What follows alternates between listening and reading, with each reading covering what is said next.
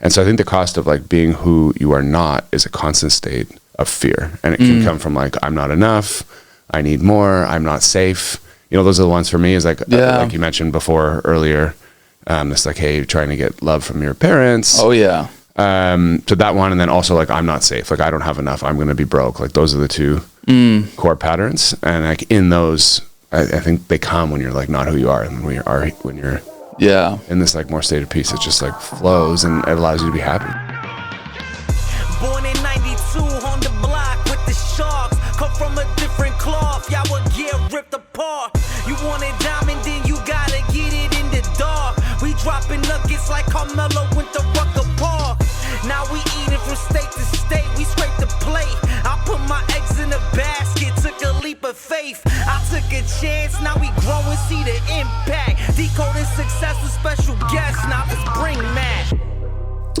What do you feel like is the cost of being someone you're not now that you're at this particular place in your life? A little deep to kick us off, but man, it's good. And we'll interweave your story like mentioned, but what do you feel like is the cost of being someone you're not?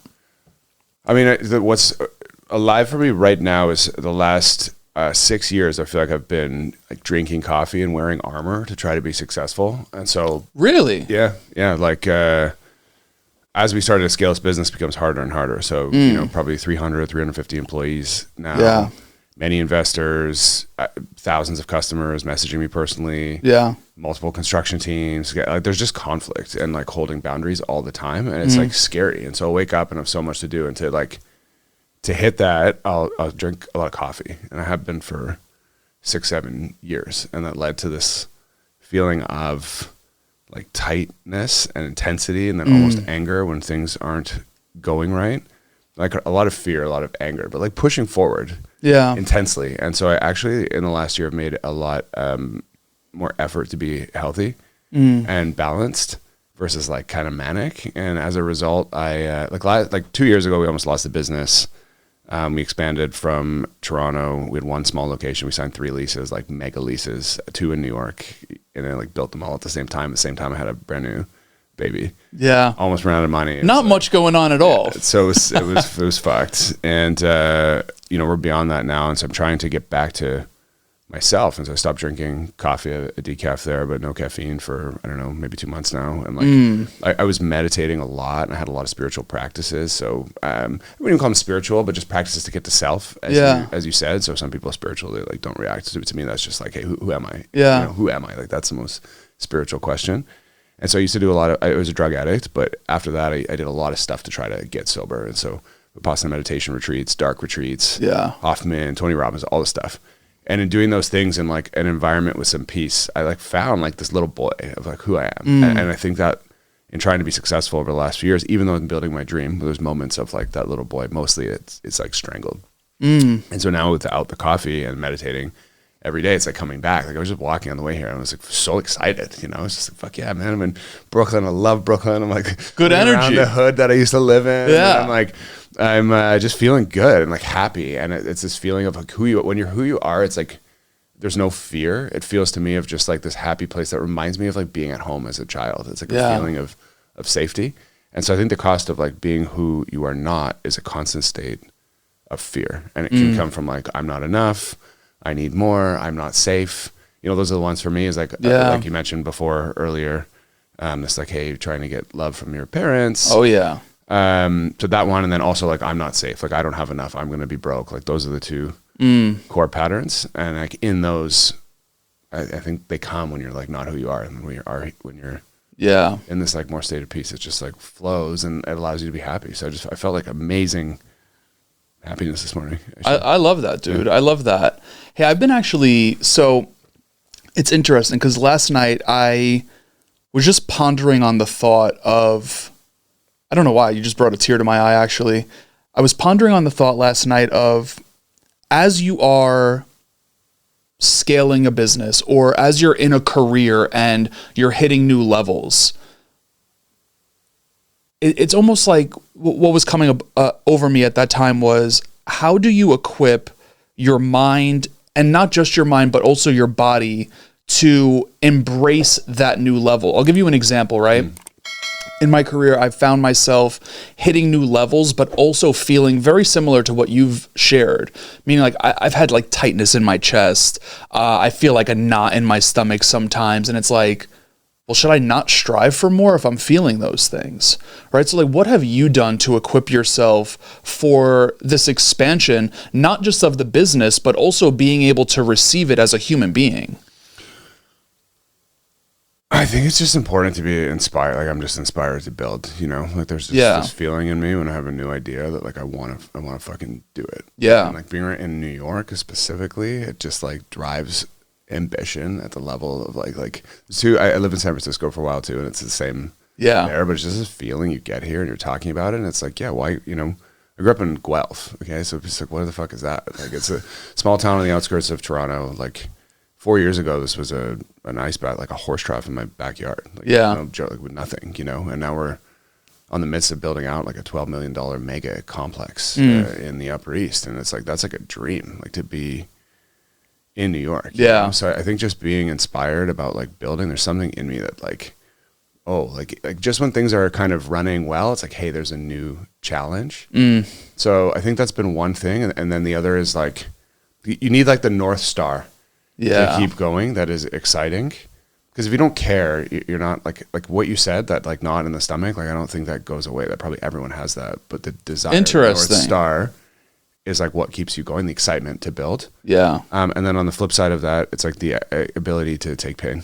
And so there's this quote, I think it's like, I mean, it's David Senra from Founders is one of my favorite podcasts. It's just like excellence is the ability to take pain, and there's so many stories of greatness. That's fucking good. And so I think like you just have to take it, and there's no like, oh, you can meditate all you want, you can do all the breath work, you can do all the things, but like it's just the reality is like you need to get punched in the face hundreds and hundreds and hundreds of times, and like because anything that you're gonna do that's big is gonna be hard. You're gonna fuck it up, and you're gonna fail. And so like the fastest way to success is through multiple failures over and over.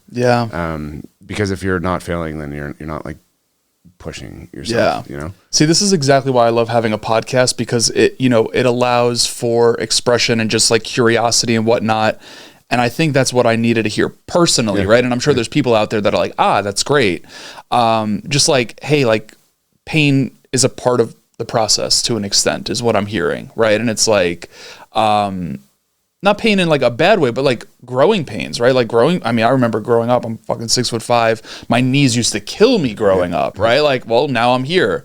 So I really, really appreciate that share, like very humanistic and realistic approach. It's like, you can meditate all you want, you could do all these things all you want, but it's like, hey, this just might be a part of the process. For everyone. And even like, you know, Sam Altman, I heard him on a podcast, like king of the world, like, you know, built probably some of the greatest technology of all time, and is just like, I'm afraid. And he talked about his mental state and was saying like the exercise he does is he imagines when he's 90 and he'll look back on today. So like zooming out, I think is actually a helpful exercise to deal with the pain. Is like, if you see your future self and you look back on today, you're like, okay, well, that was fun. You know, can you reframe it? He says when he's afraid, he reframes it as like, can this be fun? Because, you know, if I look back, I'm 41. If I look back on like when I was 25, I'm like, oh, that was nothing. You know, it's really like in the past, it doesn't seem as big as in the present. But so for him, it's challenging. I'm in a friends group of like a ton of founders, and like almost all of them will have like one cry per month. You know, like literally I've had like 4 cries in the street in New York. Like, this is never going to work. I've bankrupted my company. I'm going to lose my house. Like, I just think that's kind of, and these aren't like weak or soft people. These are some of the most ruthless, like hardcore people I know. And they're just, you know, I woke up crying saying, I don't think I can do it. Even though their business is like so successful now, there's just something there. It's hard and like it's scary. I get it, dude. I get it. I was curious because after listening to you on a few other interviews over the course of this week, one thing that really stood out to me was hearing you say, not direct verbatim, but just like, hey, I've tried to build in the past, but it was more so connected to like money or items, whereas what you're building now with Othership was more so based on intention. So it leads me to the question, do you feel like you're able to hit the levels that you're hitting, expansion, building awesome community, etc. Because the intention wasn't, let me get into this for a bunch of money. It was, let me get into this to, build community, foster a place where, people are, essentially able to express or expand themselves, right? Like, was intention what you feel like is what's really like catapulting the success here?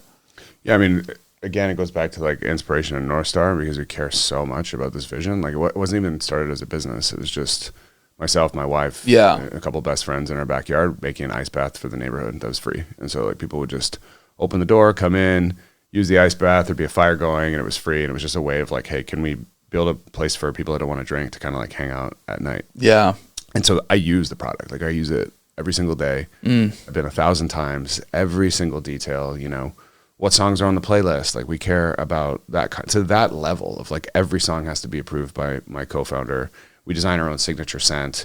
We design the venting so that the signature scent from the sauna pumps out to the front. Love that. So when you come to the front, you smell the space from like a block away. So there's just like the little, I think if you really care about something, it doesn't have to mean you don't want money. Of course they do, Absolutely. And of course I want to be successful also, and I'm competitive, so I'm sure like Michael Jordan, like the guy was a psycho and he cares, he's like one of the most driven people of all time to win. 100%. So I think you can have those things as well, but there has to be like a curiosity and care and love for what you do. Yeah. Because if you don't have that, you're going to compete against somebody like me who doesn't. Like I think about this 95% of the day and I get excited about it. If you want to sit and talk to me about like sauna design and ventilation and how to get like the perfect breathable air and the hottest sauna so you can stay in the longest, like I'll talk about that for 5 hours. I would go if you were like, hey man, let's go try out 10 different saunas today. Like, fuck yeah, let's do it. Yeah. If you're like, hey, what do you want to do for fun? I'm like, oh, let's go like learn about connection and practice like talking to strangers to see how fast we can connect. Like that's just stuff I like. So I think there's a huge advantage in interest and passion when you like really care, and it comes naturally. So 100%. If you were to put together, like, this is just random off the top of my head, I'm trying to think, like, if you were to put together a formula to achieve success, what would it be? I think one is don't be time bound.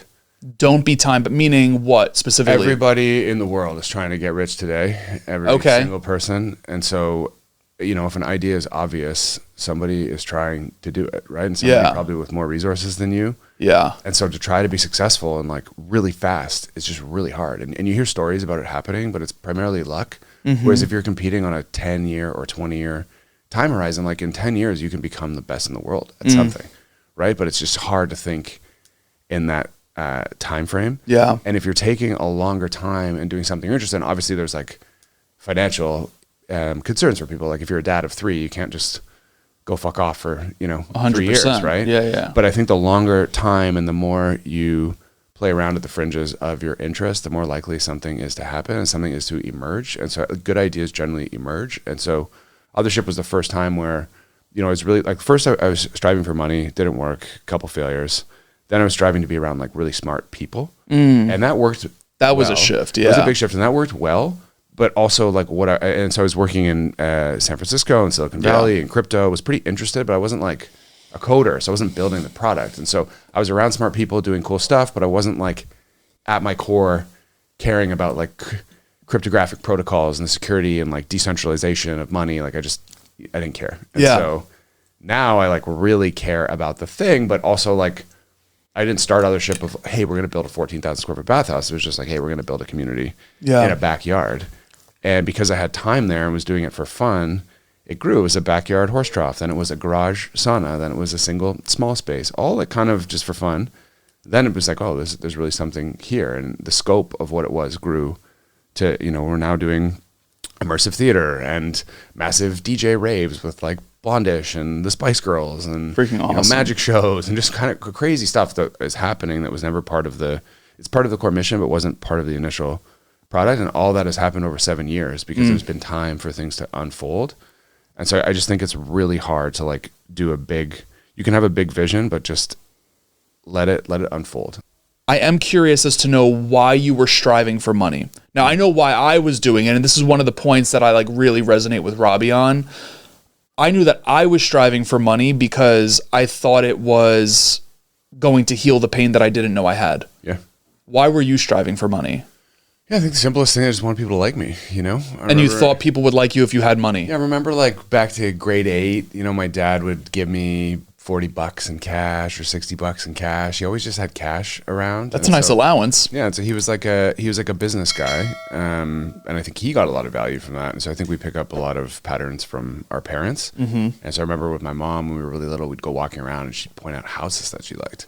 And she'd be like, hey, do you want to go for a walk and look at houses? And I was like, yeah, okay. I'm like 5 years old, you know? And so kind of like, oh, that's a nice house or that's a nice car. And so I think my parents liked those things. And we always like, we're well off, but not like, you know, rich. And so I'd be looking at things to like, oh, wow. It just made me feel, I don't know, like loved, successful. Yeah. Cool. And so my dad would always have these wads of cash around, and I respected that he was like a businessman. I was like, oh, that's like really cool. So I remember being in grade 8, being like, what do you want to do? It's like, oh, I want to be a businessman. I don't even know what that is. To me, it was someone who went away to work in a car and came back with money. Yeah. And so I think he really liked to like be able to give us stuff. And so he would go on a trip, come back with a toy, you know, give us some money. Yeah. And so I'd go to school and like, you know, you're 14 or 15 and there's no kids have like really money at that point. And I'd have $40 and I would take my friends and we'd go for lunch and I would buy everyone like McDonald's or pizzas and there'd be girls there. And there was this feeling of like, oh, you know, hey, this is what happens with money is that people like you. Or like my parents, you know, my mom used to always like to buy me clothes and stuff like that. And so I'd have some nice clothes and it would be like, oh, I'm cool because it's like a new season in school. I've got like cool clothes. And then I think I went to university. I went a year early. I had no friends. And then I saw people that were rich and I equated that with like, wow, look how cool they are. They got that nice car. And it just, it was a way to feel liked. It made me feel like if I had money, I would be liked by people. Did you ever have an experience where you didn't have money and you were disliked? No, not really. Yeah. So it's more of like the having. Yeah. It was big being nervous, I think, and insecure and feeling like, hey, this was a way to get friends and be liked. And it was strong. And I guess so much reinforcement of that's striving for more and more and more. What was the cue or the trigger or the event that led you to not be driven by money? Now, I understand like money's a byproduct, right? Like, but instead of like solely focusing on the money, what was the event that flipped that for you? I think like the first job in finance, you know, I was working as an investment banker, I worked at a hedge fund also, and like I just hated the job. And so it's like a lot of work, 60 hours a week kind of thing. You get in 9 a.m., leave 9 p.m., maybe midnight, working on the weekends. Yeah, it's a lot.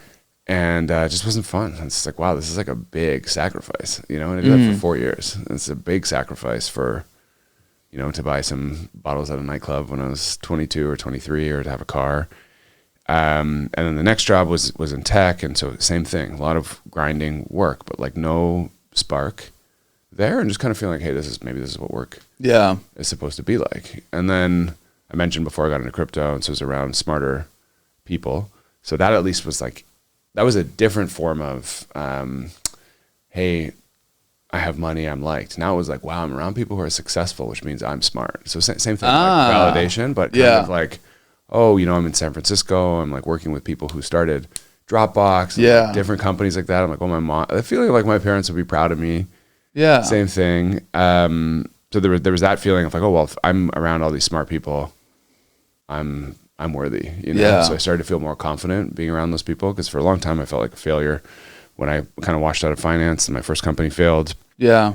And then when I got into this, I told you I struggled with addiction and was doing all these like personal growth things. And so I started to kind of explore more fringe passions of things that I'm really interested in. Okay. Health, biohacking, meditation, different styles of retreats. And it was there when I started to feel like there was something beyond money. Like I still want money, you know. I have a core. I think it's a good thing. Yeah. And I have a core wound of safety of like, I'm not going to have enough. What about providing for my son? What if we're going to lose our house? Like I feel like scared, even though like I'm in a pretty good position now. I don't feel like rock solid. I think that goes back to childhood probably. But something bigger came in where I was building something that like, there's a feeling of, hey, I'm around these people and we made something and it's changing their life. And it's like, it's feeling is actually insane. And so partly we're building this thing, and there's like, oh my God, it was in the New York Times, it's in the Vanity Fair, it's like quoting my name, and like I thought that's what I wanted when we started. Again, like recognition, and then when it came, there's like not much there in that feeling, but there is something there when I'm out and someone's like, man, I went to Othership and like I met my wife there. It's crazy. That's like, thank you so much, that's so fulfilling. So there started to have a taste of that, and I realized like, wow, there's this like little boy inside me that just wants to build magic that makes people have these experiences, and it's like so real and so fresh. And I think before, the part of me that like wanted money and safety and like it didn't know that you can like build stuff to give to people, to make these feelings happen, and that would be way more rewarding. And so after like tasting that, now I want to be excellent. I want to be great. I want to make things that like it's more for internal purposes. That's the key right there. That's the key right there. When did you start to shift your validation, if you did, from being around people getting validated, money validating you? Like, it sounds like Robbie's able to self-validate now.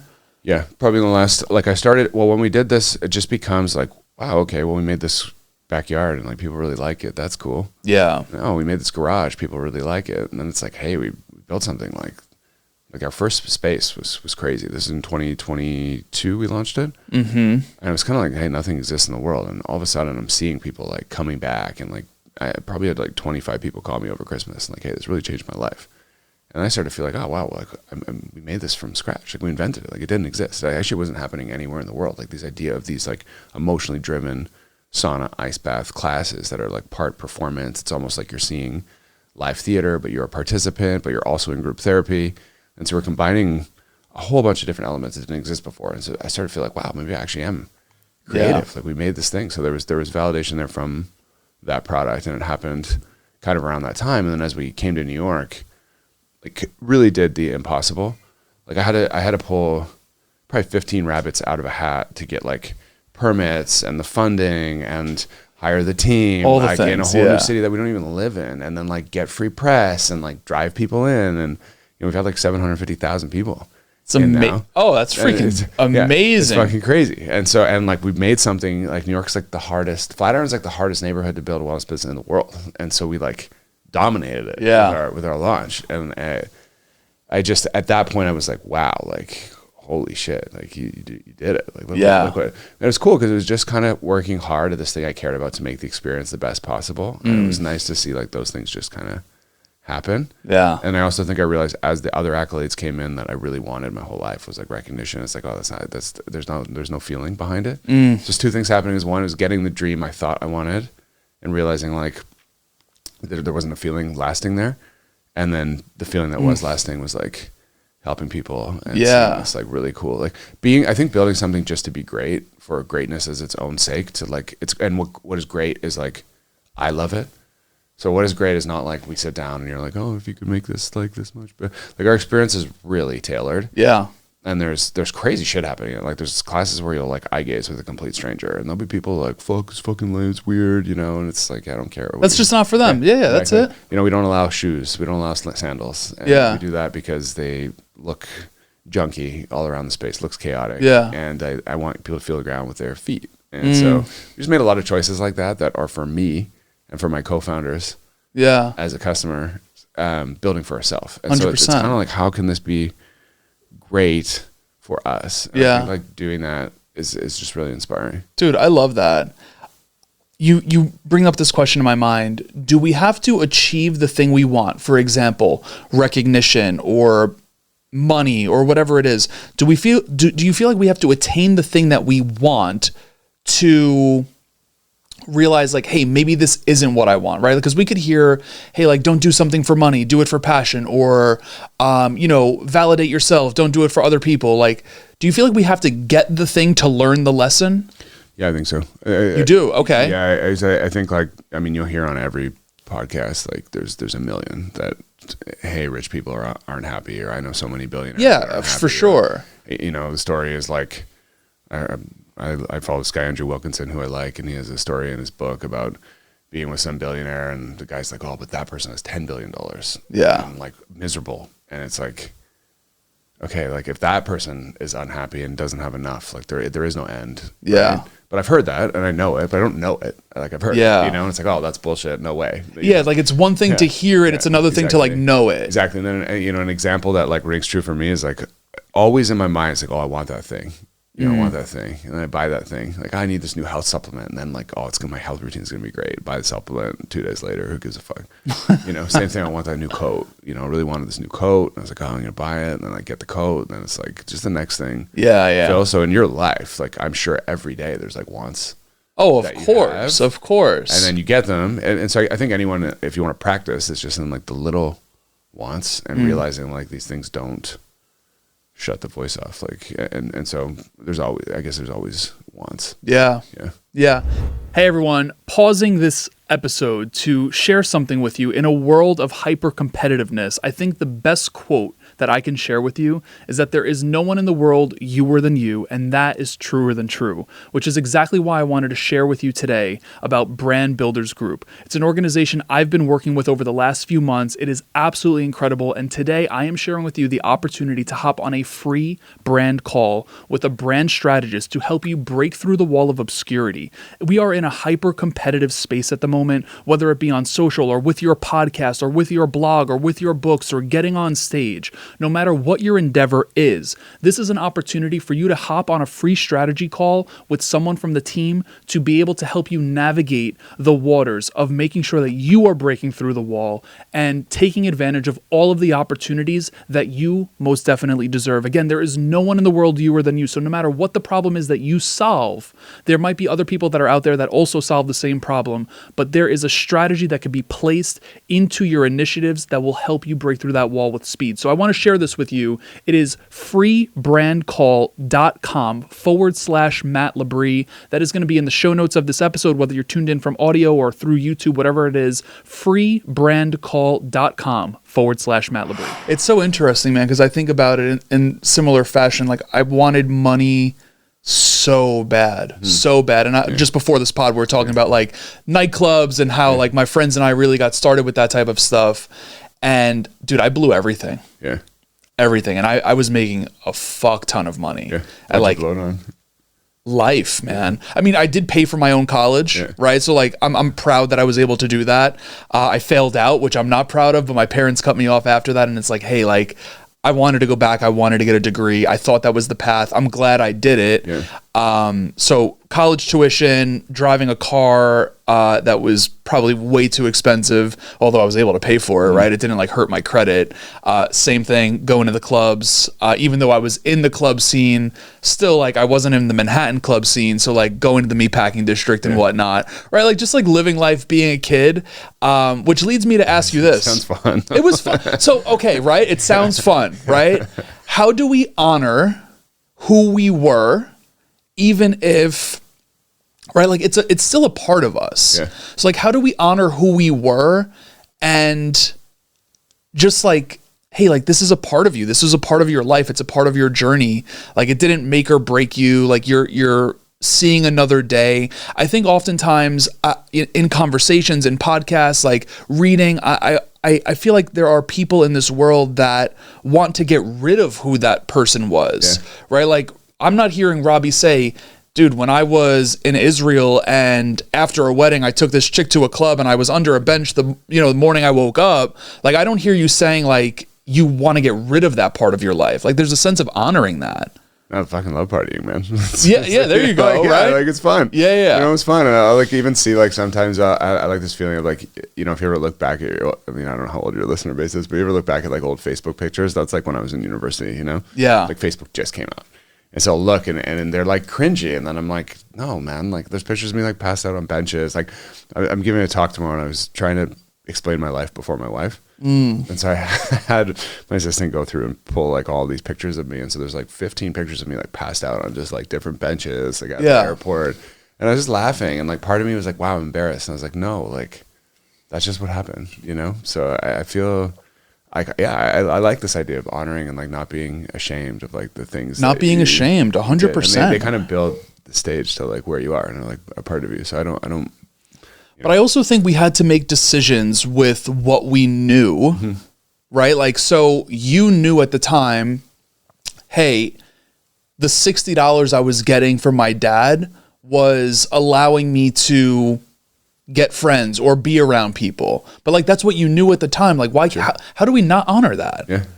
You know, like I think that's so important. And I'm actually pretty passionate about that because there's definitely things that I've held like shame around or embarrassment around. And I'm like, for what reason? Like, it's kind of like self-judgment, you know? So, yeah, dude, I get like super, super excited about that type of stuff. But I know that you went on like this personal growth journey or just like deep diving into, you mentioned like the Tony Robbins, the landmark type of stuff, etc. What was the turning point for that? Like, why go down that path? I've come to realize I probably have mental health issues. Like, Okay. For sure, like ADHD, maybe manic bouts of mania. Like, I'm like a really like charismatic, like hyped up person, and then I have these like moments of like, oh my god. So I don't feel I'm like particularly like super stable. And so to deal with that, I mean, I didn't know what that was when I was young because mental health wasn't like a discussion. Thing, right? Yeah. And so I think to deal with these feelings, I like love doing drugs. Like drugs, like my mind is like, you're not good enough. You're not like, you know, just always thinking like, so it's like a wild animal. Living in your head type. Yeah. It's like a wild animal. And so it was like that, like, oh, what's this person going to think of me? You know, these kind of things. I want all these things that we just discussed. Yeah. And so like drugs like made me feel great. Like they made me feel like I'm human. I'm here. I'm in my body. They made you feel safe, probably. Yeah, just like I would love to do cocaine. I would sit and I would chat and I'd have like 12-hour chats, like around the kitchen, you know, smoking cigarettes with people and feeling like connection, like striving for that because I couldn't access that sober. And so that made me feel like human, you know? And so I would work really hard and then party a lot. And that when I was in university, it doesn't really matter. It was like fun. Yeah. And my first jobs, I could still handle it, you know, and then around 26, 27, it started to get out of control where I'd disappear for 48 hours at a time, sometimes 3 days and, you know, wake up in crazy places. And, at that point, you know, the startup that I was working on imploded.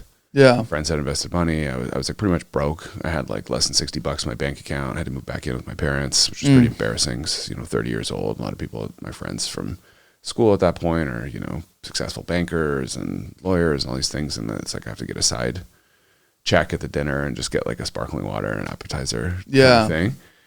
So that just led to change. I was like really depressed. It's like living. I'm like, I felt like, hey, I'm a failure.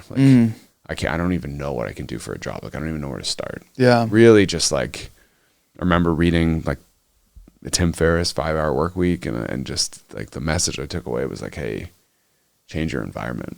And so my environment at that time, all my friends were doing drugs and drinking and like, you know, on the weekends and stuff like that. And, in jobs that they didn't like. And so just like for money, you know? Yeah. It was like a big theme, I think, in like a business school in general. Like, I think it's everyone's theme to an extent. Yeah. Maybe it's changing now, but like we have like 7 or 8 years between us, but like now I feel like people are getting into work for purpose. Sure. Right. But like, I mean, I feel like I was taught to go earn money. Yeah. Right. Like, I feel like that's kind of normal. Yeah, well, I mean, in the school, like when I was graduated in 2006 for university, like there was no like startups, there's no like creators. Yeah, you know, it was very early. Like it was kind of like, hey, you can be an accountant or a lawyer, like super corporate, right? Like yeah, that's all I knew that you could do. And I was like, oh, you get your job, you make money doing your job, you hate your work. Yeah, I never saw a role model that's like just do what you love. Like my parents were like, yeah, like work hard and like that's what your job is for. Exactly. So I didn't even really know any other way. And in business schools, people are like all in that vibe. Yeah. So my friends were successful, you know, and I was like, fuck, I don't have that. I'm an embarrassment. Yeah. And like living in your parents' basement at like 30, because you have no other options is like it's like a humble pill to swallow, you know? So I remember like my mom trying to just like, why don't you just go become a real estate agent? Why don't you do this? And I was like, I don't know how. I don't even know how to do that. How do you even get started? And I was like afraid, like kind of paralyzed. And so I had this chance to move to Israel. And I was like, all right, well, that's like the most radical thing I can do. You know? How did that come about? I heard you tell this story, but how did that come about? So I had this tech company me and two co-founders, and we ended up raising a bunch of money, and one of the investors came from Israel. And so I developed a relationship with him as we were building out the business. I guess in his eyes proved that I like knew what I was doing. Yeah. And so he was like, hey, I want to build a business in Israel. There's a lot of potential tech companies and engineers from the army, and it'll be way cheaper than San Francisco, the engineering talent. I think we can build something.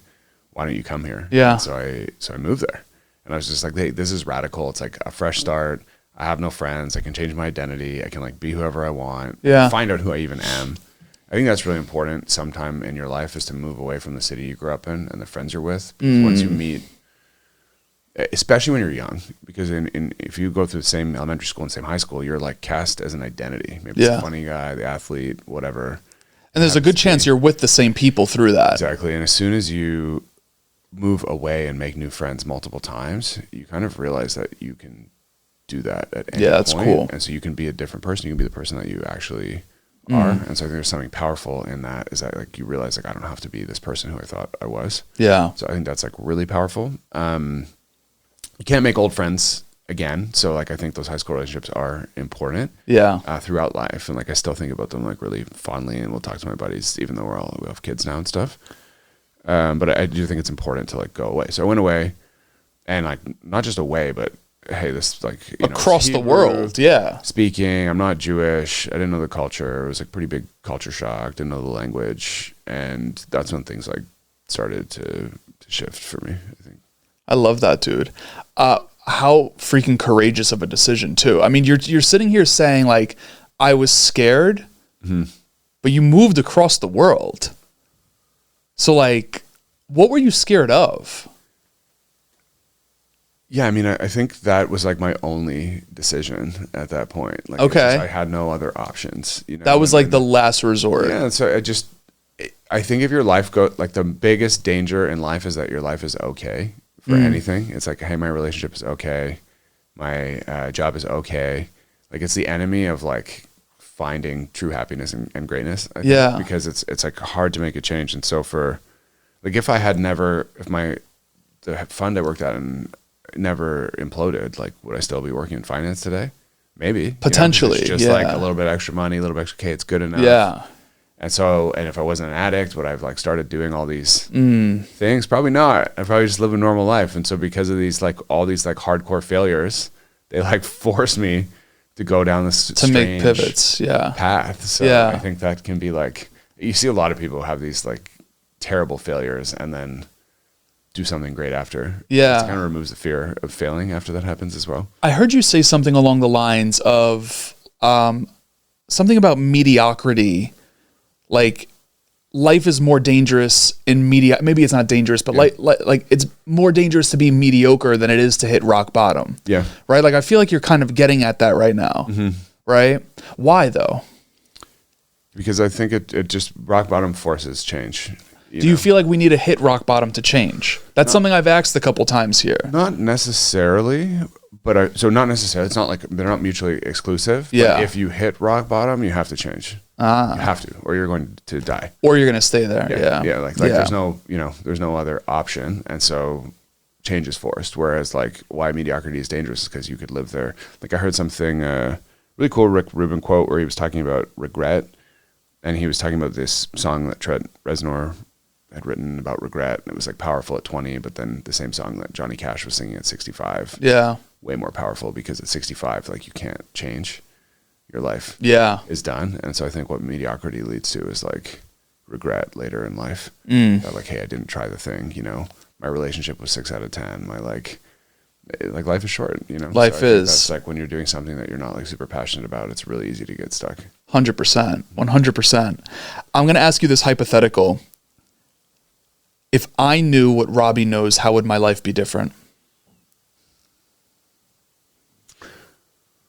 One thing that totally goes against what I just said is like this mediocrity is like what I've been thinking about in the last couple of weeks. I just reread this book by Michael Singer and been listening to a bunch of his podcasts. Yeah, which one? He's like, Untethered Soul. Yeah, I love it. Experiment, but he has a podcast that's really nice. And I used to listen to only business podcasts, and now I'll like throw it on, and it's almost like listening to a preacher speak or like being. It's nice, yeah, something like that. It just kind of makes you feel things, and so now I'm just kind of like, well, in that mediocre life, what if you just accept it fully and you're just kind of like watching what's happening? So you're not like grasping, you're kind of surrendering to life and like letting it happen. So I think I'm not there at all. I'm like too basic. I'm not even close to that. Yeah. But I feel like that's a hard place to get to. Where, But I mean, it's doable. There's people who do it. Yeah. Right? And so I think life this year, a goal for the listeners or goal for me would be to just live the life with ease. So like kind of whatever comes up, whether it's mediocre or great, to accept it either way. Yeah. But I don't know. But then part of me is like, no, fuck that. Like I want to make the best thing. Do you feel like you're not accepting of things?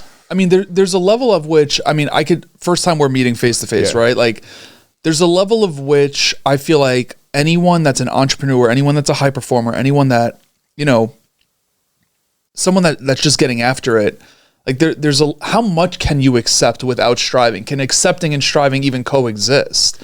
Like not right now, no, not at all. And Yeah. So, but it's just something I've been thinking is like, hey, is there another side to me that can live in that way and can be less outcomes Focused. Yeah. But then there's a part of me that's like another part that's like, no fucking way, you know? Like I want this to be like I love that this, it's something inside me when I hear about like striving for greatness just feels like a worthy thing to be on the earth. The way to find meaning is to like, try for excellence. It just feels like noble in a way. And so there's something when I hear that, I'm like, wow, that's really cool.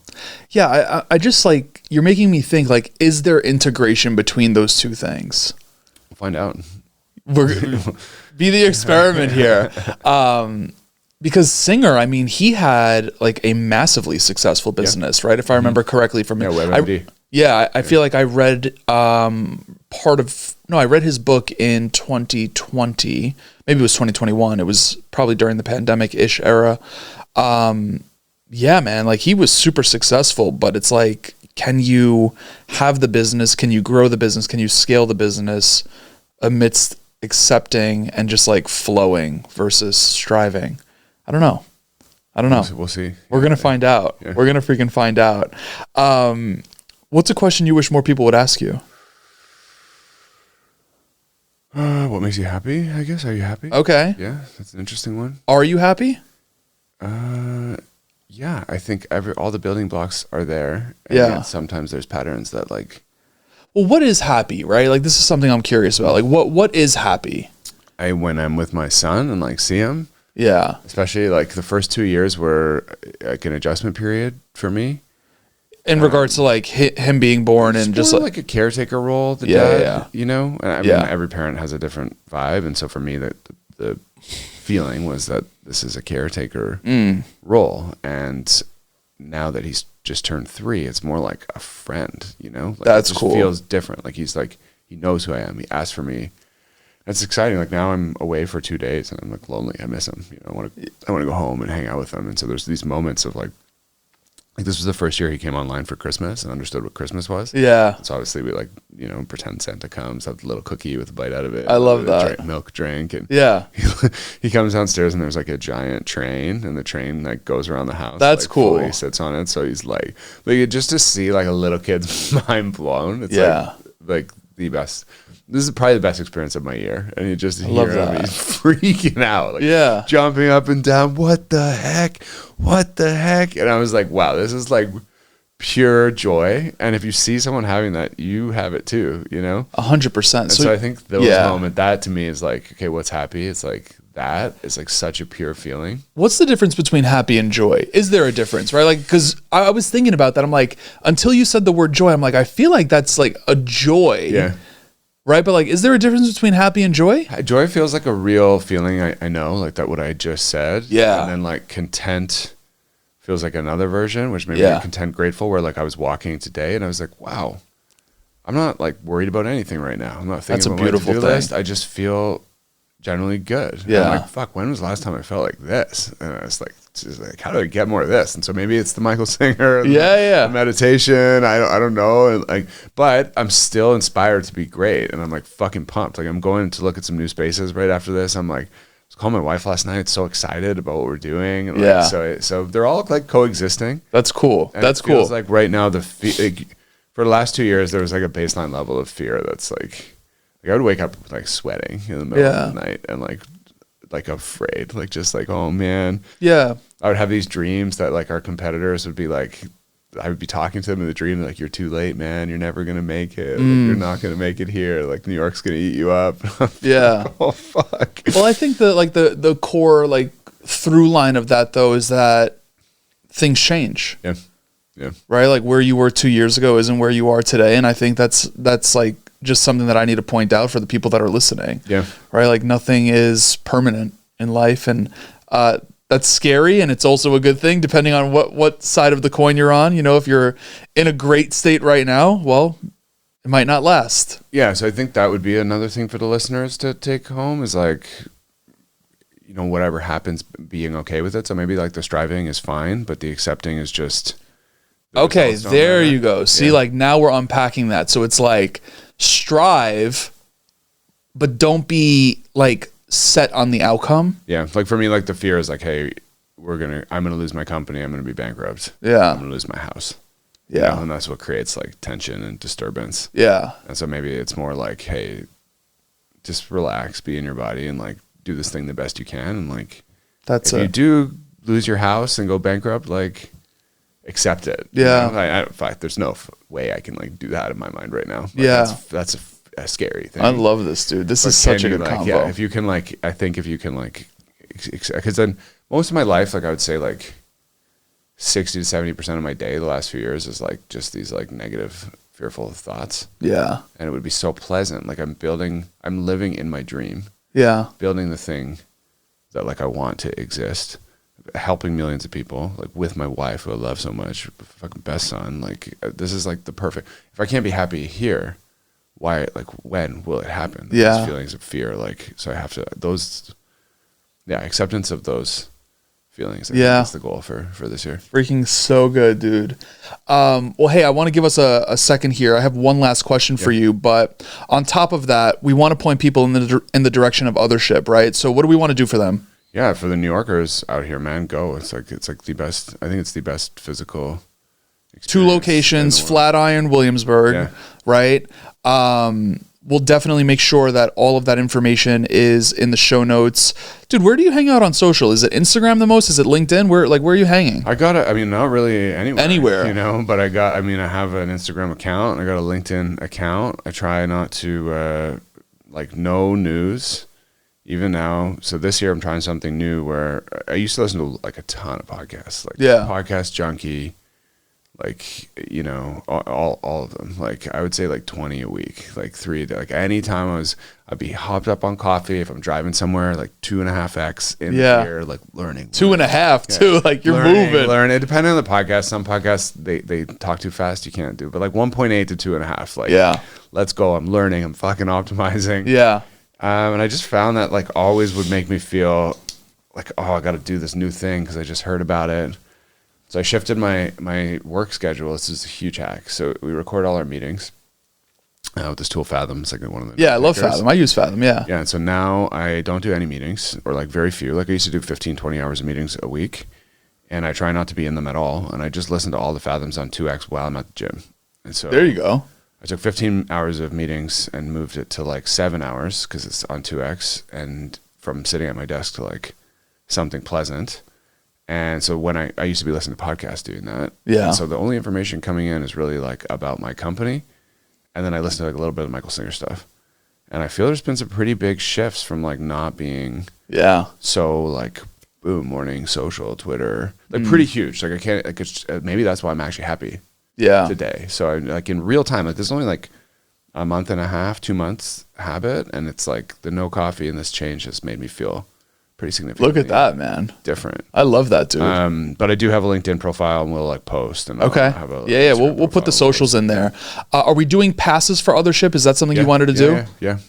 One pass per person. One pass per person. Yeah. How do we get people to access that? If they email you or if they email me, and we'll get them taken care of. Or like they DM me on Instagram, it's Robbie Bent. So okay. Add me on Instagram, DM me, or add me on LinkedIn, Robbie Bent. Just be like, hey, I heard about decoding, and I will get you set up. Boom. Done deal, dude. That's awesome. Hey, I appreciate you doing that for everyone that's listening to this, watching it, so on and so forth. We'll make sure that Othership is in the show notes. Instagram, socials, all of that stuff is also in the show notes for everyone that's listening to this. But dude, one last question for you. I know that you have a meeting. I want to get this one last question in. You make it to whatever year you want to make it to. Yeah. You open up as many locations. You see your son grow up. All of the things you do what you want in life, and what you need to do, like what you're destined to do in life. But when we think of Robbie, we could only remember you for one piece of advice, kind of like what you just gave us in regards to a few of the people that you listen to or you've read about, etc. What's the piece of advice you want to be remembered for? Just make things. Just make things. Yeah. Why?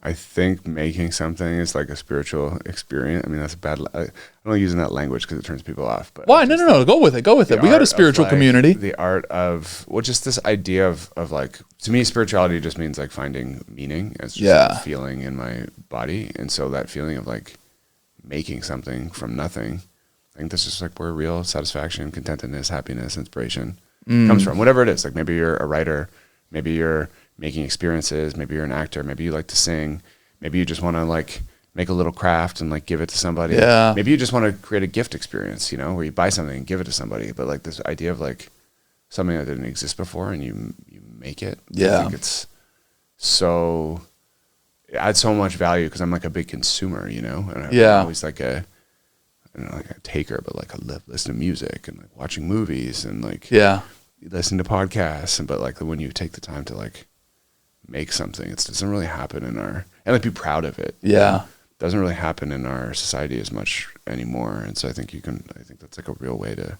go out there and make things. Yeah. That's it. Robbie Bent, everyone. Dude, thank you. This was amazing. Yeah, man. Thanks. I appreciate it.